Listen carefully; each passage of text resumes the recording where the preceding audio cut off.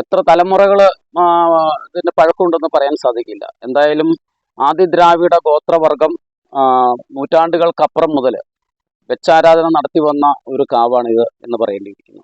ഈ പ്രദേശം മുഴുവൻ വലിയ വനമായിരുന്നു.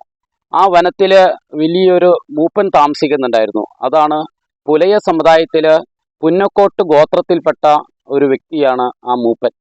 അങ്ങനെ ആ മൂപ്പൻ താമസിച്ചിരുന്ന ഒരു സങ്കേതമായിരുന്നു. ആ മൂപ്പൻ്റെ അണികളായിട്ടുള്ള ആളുകളാണ് ഞങ്ങൾ എന്ന് തലമുറകൾ പിന്നീടതിന് ശേഷം നമുക്ക് മനസ്സിലാക്കാൻ സാധിച്ചു. അങ്ങനെ ഈ കാടായ സമയത്ത് കാട്ടിൽ വസിച്ചിരുന്ന ആളുകൾക്ക് സംരക്ഷണം നൽകുവാൻ വേണ്ടിയിട്ടാണ് അമ്മ ഭഗവതിയായ ആദിപരാശക്തിയായ അമ്മ ഭഗവതി കരിങ്കാളിയെ ആ മൂപ്പൻ ആവാഹിച്ച് ഈ ഒരു കല്ലിലേക്ക് വരുത്തുകയും ഈ അമ്മ ഭഗവതി ഈ വർഗത്തിൽപ്പെട്ട ആളുകളെ സംരക്ഷിക്കുക എന്ന ഉത്തരവാദിത്വം അമ്മ ഭഗവതി ഏറ്റെടുക്കുകയും അങ്ങനെ ആ മൂപ്പൻ ഗോത്രഭാഗത്തിൽപ്പെട്ട ആ മൂപ്പനെ ഞങ്ങൾ മുത്തപ്പൻ എന്ന സങ്കല്പത്തിൽ കൊണ്ടുപോകുന്നു. ആ മുത്തപ്പൻ ആരാധന നടത്തി വന്ന കാവാണ് ഇത്. അമ്മയുടെ കാവാണ്. അമ്മ കരിങ്കാളിയാണ് ഇരിക്കുന്നത്. അസുരശക്തിയോടുകൂടി നിലനിൽക്കുന്ന കാവായതിൻ്റെ പേരിൽ ഈ കാവിന് വെട്ടണപ്പതി എന്ന് പേര് പറയുന്നു.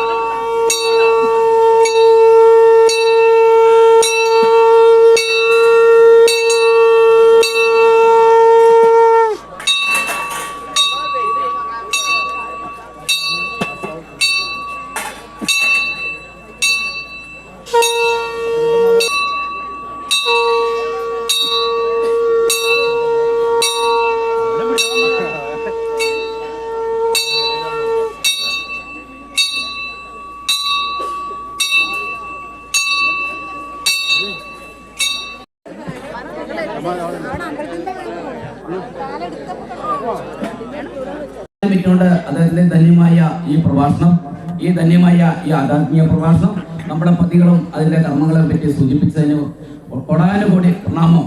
അദ്ദേഹത്തിന്റെ പാദങ്ങളെ കൊണ്ട് ഈ പതിയെ ധന്യമാക്കും. നമുക്ക് കാണാൻ കഴിയുന്നു, ഒരു കാലഘട്ടത്തിൽ ഞാനും മോഹൻചന്ദ്രൻ സൂചിപ്പിച്ചിരുന്നു, ഈ ഭാഗത്ത് ഒരു സാംസ്കാരിക സമ്മേളനം തന്നെ നമ്മുടെ ഈ ഭാഗത്ത് നടക്കും. ഈ വെട്ടണപ്പതിയുടെ ഉത്സവം ഒരു ദിവസമല്ല 7 ദിവസം കൊണ്ട് ഈ ഉത്സവം കൊണ്ടാടുന്ന ഒരു ദിനങ്ങൾ വരുമെന്ന് കരിങ്കാളിയെ നമ്മൾ ഇരുത്തിയ സമയത്ത് സൂചിപ്പിച്ചതാണ്.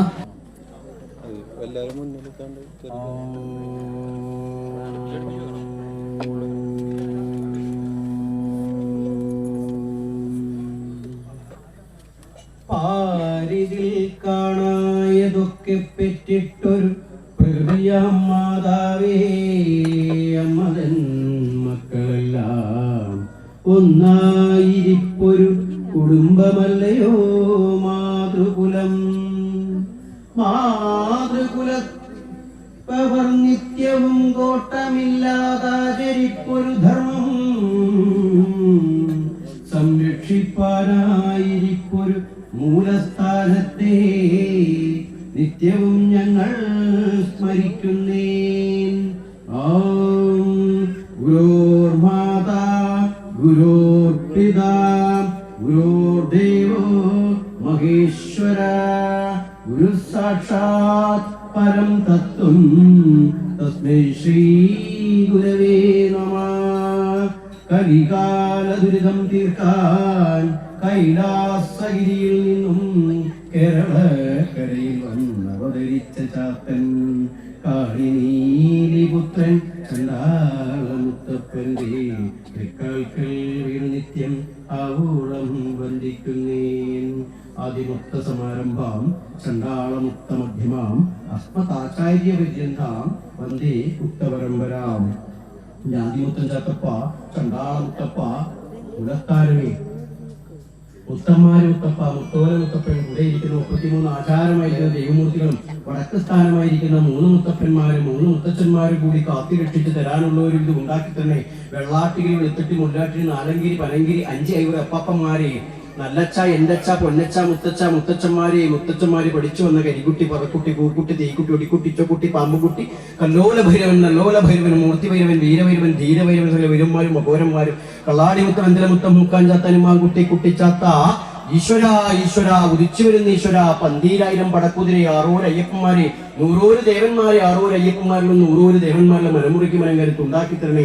ഉദിപ്പനത്ത് ഉദിഭഗവാന്റെ 3 മാന്ത്രിക്കൾ അളങ്കിമാമുട്ടി പൊള ചെയ്യപ്പെട്ട ഇണയോട് 2 ദേവർപ്പങ്ങളെ ഉദിപ്പനത്തിരുന്ന് തിരുവനം വാങ്ങിച്ചു ഭൂമി ലോകത്ത് വന്ന് കല്ലടിഞ്ഞ കരിമല വടക്ക് ഭാഗം നല്ല ഒരു പാതാളത്തിലെ 5000 കല്ലുരുട്ടി അടിയും മണിത് 3000 കല്ലും കൊണ്ട് മോളും കിട്ടി 16 തൂണിൽ കരിങ്കോട്ടയും കിട്ടി മലയോട് പുറഞ്ചാരി ഇരുന്ന് നേരവും പടിഞ്ഞാട്ട് കടലിലേക്ക് കാലിഞ്ഞിട്ടിരിക്കുന്ന പൊന്നു മലബാരത്തമ്മേ, നിങ്ങൾ പറഞ്ഞ പ്രകാരം വഴി അടിവാരത്ത് വന്ന് 1 വിളിച്ച് 2 വിളിച്ച് 3 വിളിച്ച് 4 വിളിക്ക് ഇറങ്ങി വന്നു കൂടുന്ന 4 മേടത്തിലെ ആചാരമായിരിക്കുന്ന ദൈവമൂർത്തി ഉറപ്പിടസ്ഥാനങ്ങളിൽ മുമ്പും ബിംബും തുണയകരണം പൊന്നമേ തമ്പുരാട്ടി, ആദിമുത്തപ്പ, മുത്തമ്മേ, മുലത്തമുത്തപ്പ, വാക്കക്കള്ളാടി, കാമരങ്ങാടി, വേദന തീർക്കുമെന്ന് മുത്ത, 28 മന്ത്രമൂർത്തികൾ, ഇർക്കാട്ട് മുത്തമുത്തപ്പ, പടിക്കുറത്ത മുത്തപ്പ, നെല്ലിക്കുളത്തെ മനോജി, കൊട്ടപ്പുറം ദൈവമേ, കോരാട്ടിയിലെ പെട്ടമ്മേ, അമ്മാമാരെ, അമ്മായിമാരെ, മലബാരൻ ദൈവങ്ങളെ, മലബാരത്തമ്മയ്ക്കും കല്ലടിഞ്ഞ കരിമിലെ മുണ്ടിമൂക്കൻ ചാത്ത സത്യം കാട്ടി തന്നിരിക്കണേ. അടികെട്ടിച്ചെലവിനും മുടികെട്ടിച്ചെലിക്കും പറഞ്ഞൊരു വാക്ക് കരിഞ്ഞ കരിക്കും പോരായും കൂടാതെ തിരുമലവാരം വന്നിരിക്കണം മുത്തപ്പ, വന്നിരിക്കണം മുത്തപ്പന്മാരെ, ചത്തു മണ്ണടിഞ്ഞ ഗുരുകാരണവന്മാരെ, നീലി അമ്മയെ, മുട്ടിവെറ്റ കാക്കക്കൊള്ളായിരം കുട്ടിച്ചാത്തന്മാരെ, ചില പടിമാന മക്കളെ, വന്നിരിക്കുന്ന തറവാട്ടിലെ പതിയിൽ കുടിയിരിക്കുന്ന സകല ദൈവങ്ങളെ അടിയം വന്ന് വിളിക്കുന്നേരം വെളിപ്പുറത്തെത്തി വിളിച്ചോരു കാര്യം തെളിച്ചായി തിരിച്ചുണ്ടാക്കി തന്നെ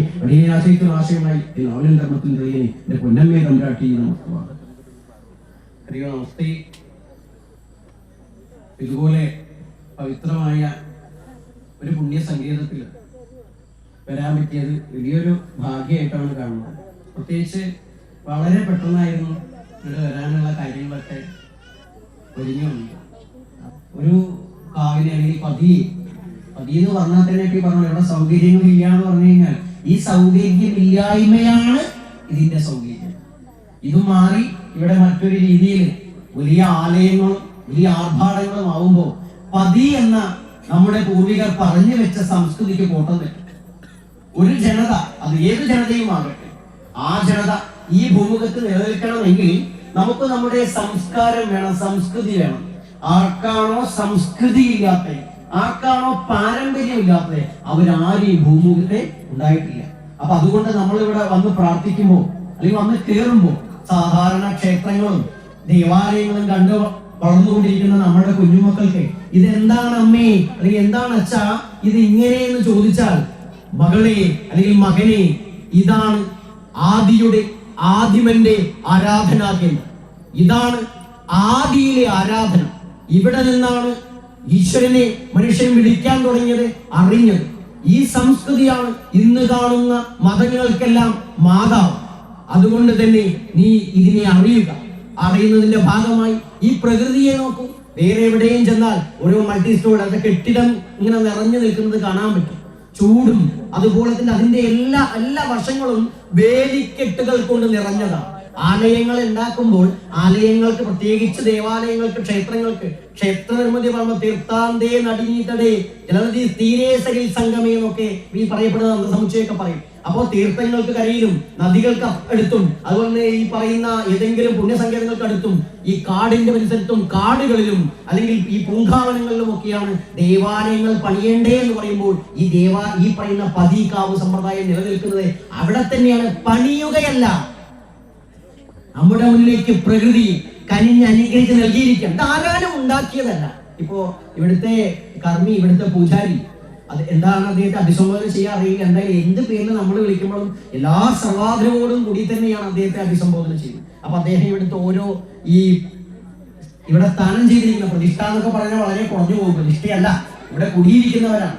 കുടിയിരുത്തിയും കൂടിയല്ല, കുടിയിരിക്കുന്നവരാ. അപ്പൊ കുടിയിരിക്കുന്നവരെ കുറിച്ചിട്ട് ഇവിടെ പൂർവികമായിരിക്കുന്ന മുത്തപ്പന്മാർ, നമ്മളവിടെയൊക്കെ മുത്തപ്പന്മാരെന്നാ പറയാ, ആ ഗുരുകാരണവന്മാര്, അവര് ആ തപസ്സനുഷ്ഠിച്ചതിന്റെ ഫലമായിട്ട് അവരുടെ തപസ്സിന്റെ ശക്തി കൊണ്ട് ഈ ഒരു കുക്ഷികൽപ്പം എന്നൊക്കെ പറയും. നമ്മൾ വരാനിരിക്കുന്ന തലമുറയ്ക്ക് തന്റെ തപസ്സിന്റെ പരിപൂർണതയെ കൊടുക്കാൻ വേണ്ടി ഒരു എന്താ പറയാ പാതാളത്തിൽ എവിടെ ഇരിക്കുന്ന വെച്ചാൽ സാക്ഷാൽ നമ്മളൊക്കെ പറയാം നീലിയമ്മ, പ്രകൃതിയാണ് നീലിയമ്മ എന്ന് പറയാം. നീലിയമ്മ ഇരിക്കുന്നതും പെറ്റതും പാതാളത്തിലാണ്. ചാത്തന്മാർ പെറ്റ് വീണത് പാതാളത്തിലാണ്. മുത്തപ്പന്മാർ കുടിയിരിക്കുന്നതും പാതാളത്തിലാണ്. പാതാളം മോശമൊന്നുമല്ല. അപ്പൊ മറ്റുള്ളവർക്കാണ് പാതാളം മോശം. പാതാളമാണ് ആധാരം. അത് യോഗശാസ്ത്രമൊക്കെ പറയുമ്പോൾ വലിയ വിഷയമാണ്. അരമണിക്കൂർ സമയമാണ് നമുക്ക് സംസാരിക്കാനുള്ളത്. ഒരിക്കലും നമ്മുടെ വാക്ക് ഒരു കാര്യം പറഞ്ഞു തുടങ്ങിയാൽ അത് അവസാനിപ്പിക്കാൻ കഴിയില്ല എന്നുള്ളതോടെ ഇനി ഒരു അവസരം ഉണ്ടാകട്ടെ. അത് നമുക്ക് ഇതിന്റെ ആത്മീയമായിട്ടുള്ള വിശദീകരണം ഒത്തിരി പറയാം. എന്തായാലും ശരി, ആ ഒരു പതാളത്തിൽ ഇരുന്നു കൊണ്ട് നമുക്ക് വേണ്ടിയിട്ട് ആ തപസ് അത് പരിപൂർണമായിക്കൊണ്ട് അവിടെ കുട്ടിച്ചാത്തന്മാരും അതുപോലെ തന്നെ അതിനോട് ബന്ധപ്പെട്ട ദേവതകൾ, അദ്ദേഹം പറഞ്ഞു ശുക്രാചാര്യയുടെ സാന്നിധ്യം ഉണ്ടെന്ന് പറഞ്ഞു. ശുക്രാചാര്യന്റെ പ്രത്യേകത എന്താ? അസുരന്മാരുടെ ദേവതയാണ്, ഗുരുവാണ് ശുക്രാചാര്യൻ. ചരിത്രപരമായി മഹാനായ അംബേദ്കർ പറയുന്നുണ്ട്, ആരാണ് അസുരർ? ഇവിടുത്തെ തദ്ദേശീയ ജനവിഭാഗമാണ് അസുരർ. അസുരർ എന്ന് പറഞ്ഞാൽ മോശക്കാരൊന്നുമല്ല, നമ്മൾ ആനന്ദത്തെ അനുഭവിക്കാത്തവരാണെന്ന് ആരോ പറഞ്ഞു. ആര് പറഞ്ഞു? ചരിത്രപരമായി ഇവിടെ പറയപ്പെട്ടിട്ടുണ്ട്. അവരെയൊന്നും നമ്മൾ ഇവിടെയൊന്നും പേരെടുത്ത് പറയുന്നില്ല. പക്ഷെ അവർ കരുതിയത് നമുക്ക് ആനന്ദമില്ല, നമുക്ക് ജ്ഞാനമില്ല എന്ന്. നമ്മുടെ ജ്ഞാനത്തിന്റെ മഹത്വമാണ് അന്നും ഇന്നും ലോകം. ഇപ്പൊ അമേരിക്കക്കാരനാവട്ടെ, മറ്റുള്ളവരാവട്ടെ, കിഴക്കും പടിഞ്ഞാറും വടക്കും തെക്കുള്ളവരാവട്ടെ, അവരെല്ലാം ആഗ്രഹിക്കുന്നവരെ പ്രകൃതിയിലേക്ക് മടങ്ങാനാണ്. പ്രകൃതിയാണ് ലോകത്തിന് എന്നും ആശയം. പ്രകൃതിക്ക് എവിടെ കോട്ടം തെറ്റിയോ അവിടെ പ്രകൃതി ദുരന്തങ്ങൾ നമുക്ക് കാണാൻ പറ്റും. നമ്മുടെ തൊട്ടടുത്ത് നമ്മുടെ സഹോദരങ്ങൾ വയനാട്ടിൽ മരിച്ചു വീണത് നമ്മൾ കണ്ടതല്ലേ?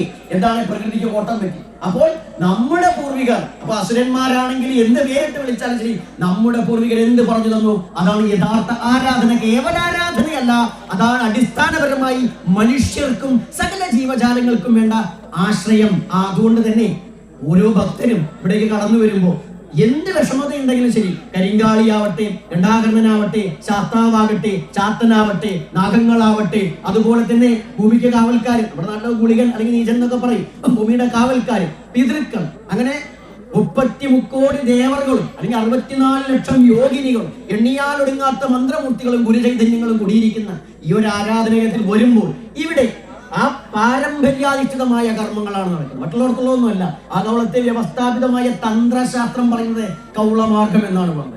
മലദൈവങ്ങളെ മലവാരം എന്ന് പറയും, ശാപനതന്ത്രം എന്ന്. അപ്പോൾ ഒന്നറിയുക, നമ്മൾ ഇന്നിപ്പോ തന്ത്രി എന്നൊക്കെ കേൾക്കുമ്പോ ഈ പുണ്യാത്മാവിനെയൊക്കെ ചിലപ്പോൾ നമുക്ക് ഇതൊരു കർമ്മിയല്ലേ, സത്യത്തിൽ ഇങ്ങനെ കർമ്മം ചെയ്യുമ്പോൾ തെറ്റിദ്ധാരണവരായിട്ട് മന്ത്രവാദിയല്ലേ എന്ന് പറയും. സത്യത്തിൽ നമ്മൾ എല്ലായിടത്തും പറയാറുണ്ട്. എന്റെ കലാഭവൻമണി പറഞ്ഞ പോലെ നമ്മളിട്ടാൽ കളസം, മറ്റുള്ളവരിട്ടാൽ ധർമ്മൂട.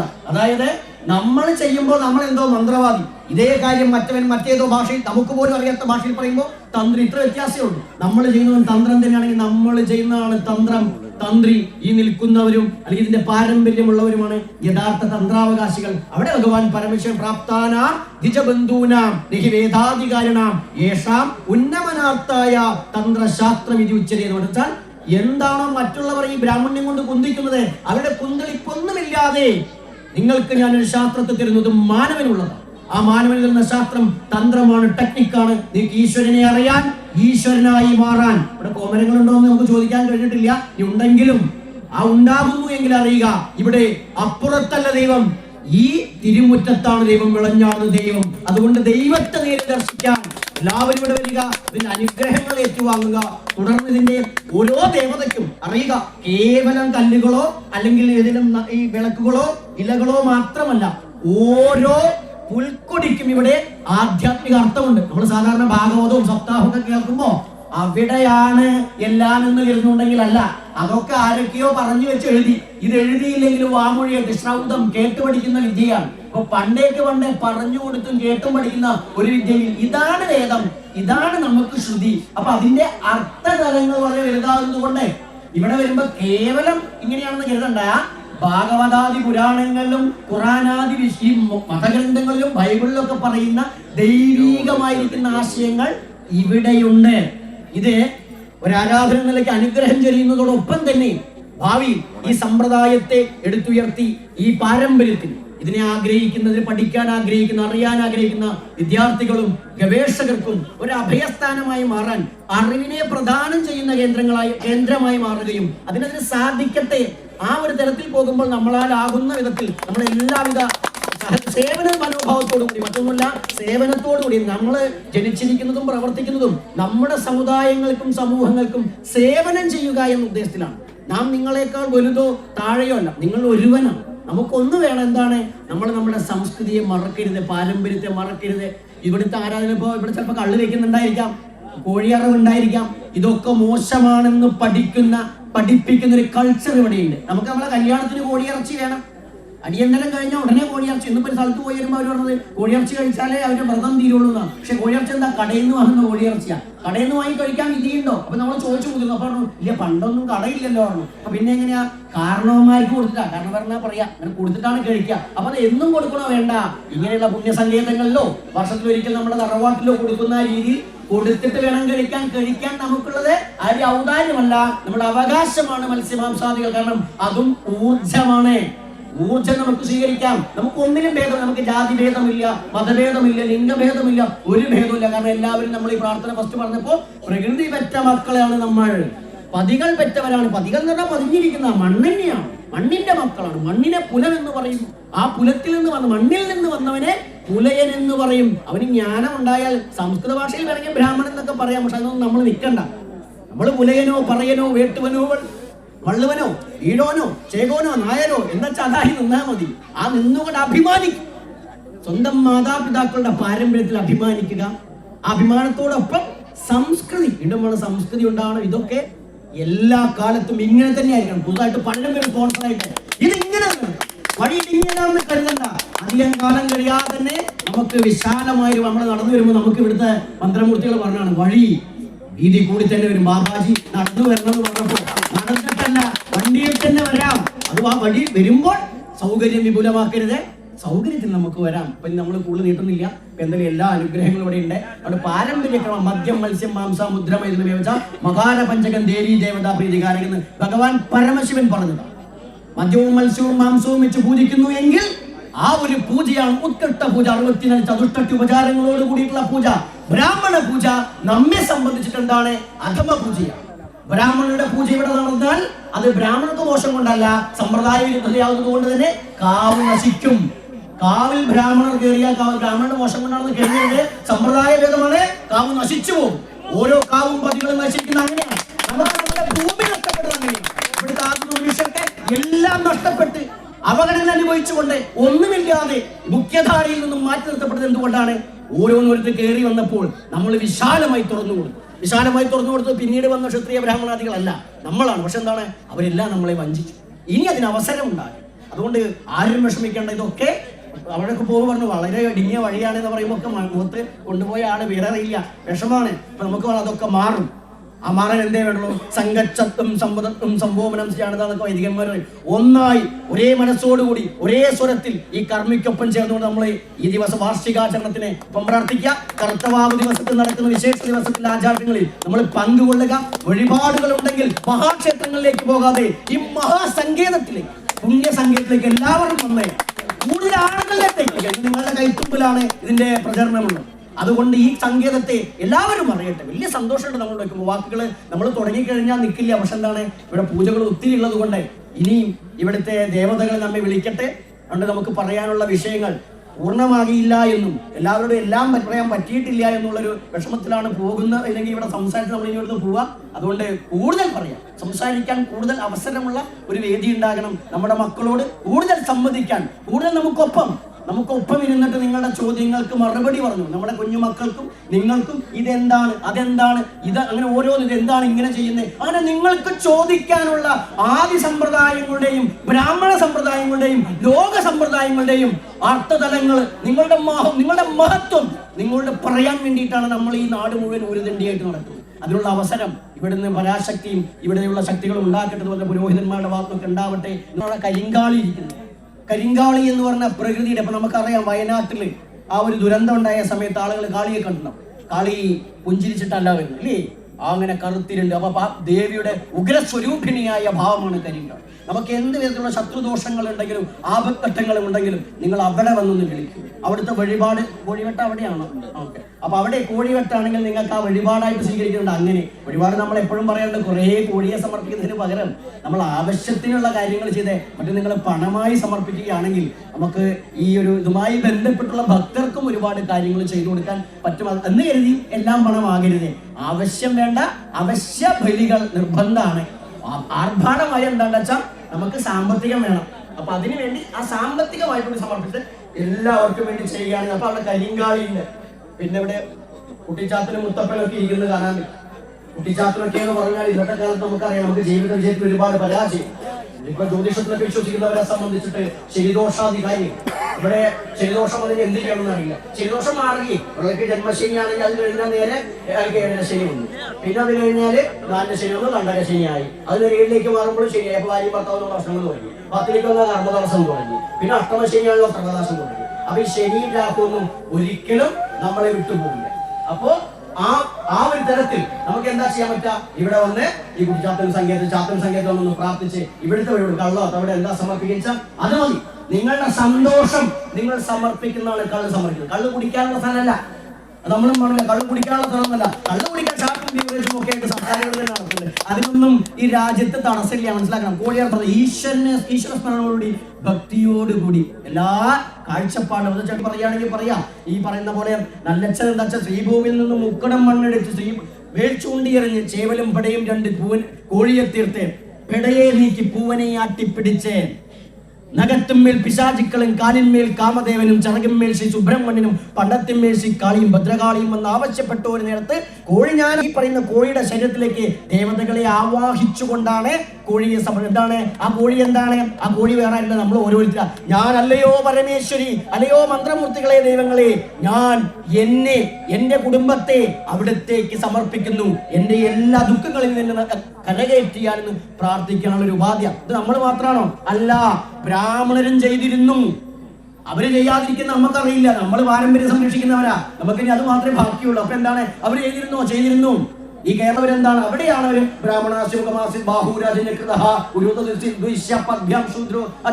അവിടെ പറയുന്നത്.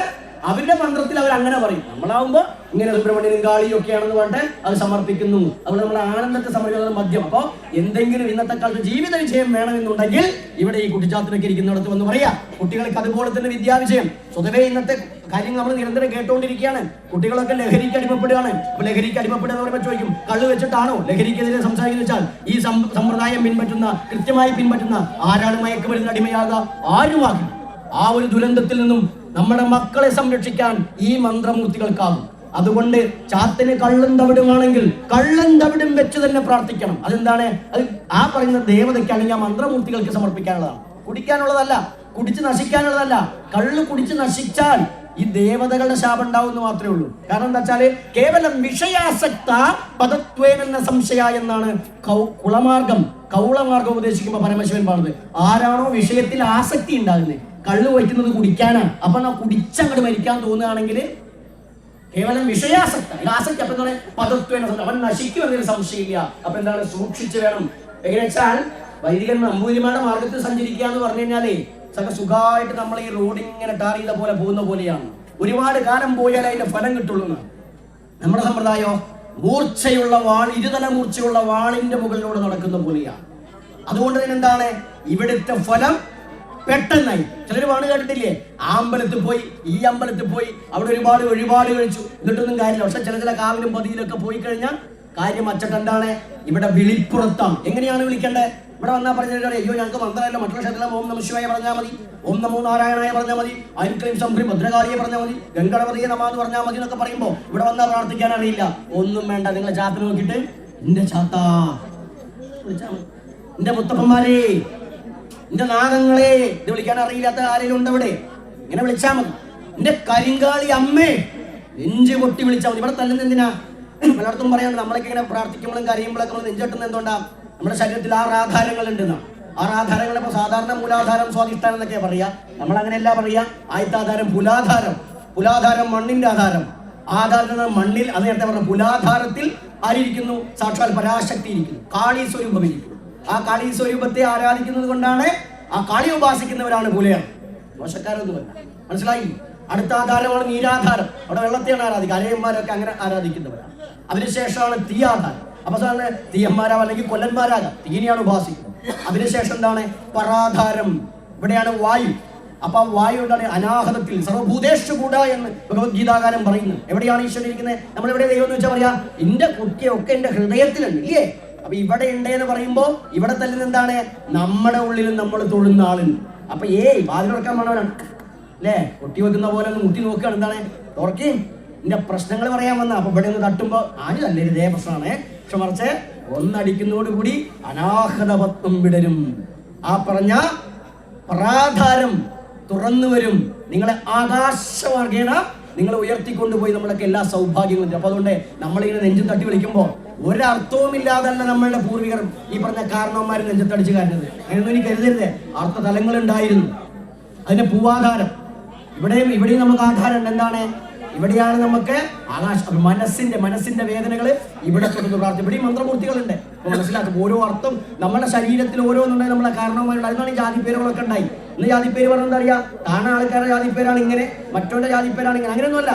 നമ്മളെ കുറിച്ച് മറ്റുള്ളവർക്ക് അറിയില്ല, നമ്മളെങ്കിലും പഠിക്കാം. അപ്പോ കരിങ്കാളി അങ്ങനെ, ഘണ്ടാകർണനെ ആപത്തിൽ രക്ഷിക്കും. ശാസ്ത ശനീശ്വരനാണ്. അങ്ങനെ ഓരോന്നും മനസ്സിലേക്ക് വരാത്തോണ്ട് ഓരോ മൂർത്തികൾ. അപ്പൊ അതുകൊണ്ട് വിദ്യാതടസ്സവും മറ്റുള്ള മുത്തപ്പന്മാരോട് നിങ്ങൾ പ്രാർത്ഥിക്കണം.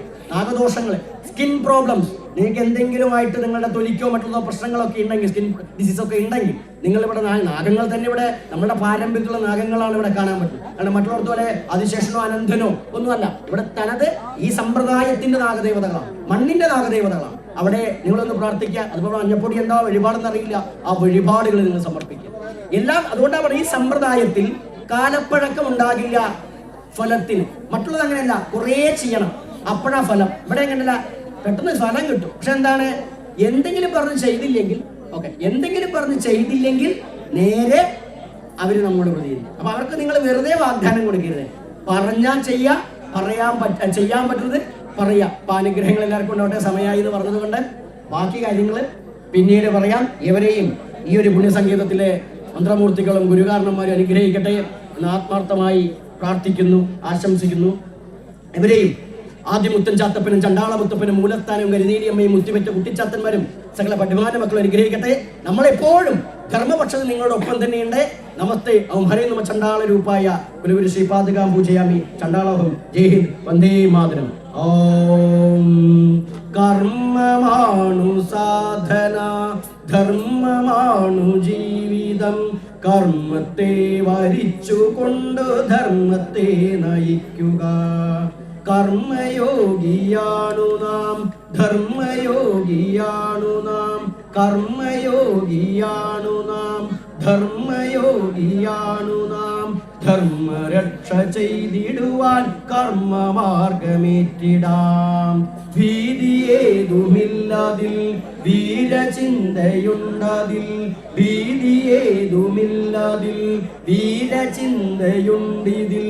ലോകരക്ഷ ചെയ്തിടുന്ന സത്യമാർഗമാണിത്, ലോകരക്ഷ ചെയ്തിടുന്ന ആദിമാർഗമാണിത്. സർവത്രാദിമാഹിതൻ നാമസങ്കീർത്തനം. ഓം ഹരൈം നമ ചണ്ഡാളരൂപായ കുലഗുരു ശ്രീപാദുകാം പൂജയാമി. ഓം നമ ജീവായ. ഏതാണ്ട് അതിന്റെ തുടക്കമാണ് നമ്മുടെ ഈ ബാബാജിയുടെ ഈ പുണ്യ ദിനം. ഇന്ന് നമുക്ക് ഈ അദ്ദേഹത്തിന്റെ പാദപ്രശ്നം കൊണ്ട് നമുക്ക് അതിനൊരു തുടക്കം കുറിച്ചിരിക്കുകയാണ്. ഈ ദിനത്തില് അദ്ദേഹത്തിന്റെ പ്രഭാഷണം കേട്ട് നമുക്ക് ധന്യമാക്കുകയും ഇവിടെ ഗുരുമുത്തപ്പനും പതിമുത്തപ്പന്മാരും കരിങ്കാളിയും ചാമുണ്ടീശ്വരിയും രക്തചാമുണ്ടീശ്വരിയും കണ്ഠാകരണ സ്വാമിയൊക്കെ അദ്ദേഹത്തിന്റെ അവരുടെ ആഗ്രഹപ്രകാരമാണ് ഇവിടെ സ്വാമിജി വന്നത്. ഞാൻ ഒരു കാര്യം കൂടി സൂചിപ്പിക്കാൻ ആഗ്രഹിക്കുകയാണ്. ഞാൻ വിളിച്ചതല്ല ഈ സ്വാമിജിയെ. ഞാൻ വിളിക്കാൻ പോയാൽ ഈ സ്വാമിജിയെ 6 മാസം മുമ്പ് ഈ സ്വാമിജിയെ ഒന്ന് വിളിച്ചു കഴിഞ്ഞാൽ സ്വാമിജിക്കിനെ കാണാൻ പോലും സാധിക്കില്ല. സത്യമാണത്, ദൈവം സാക്ഷിയാണ്.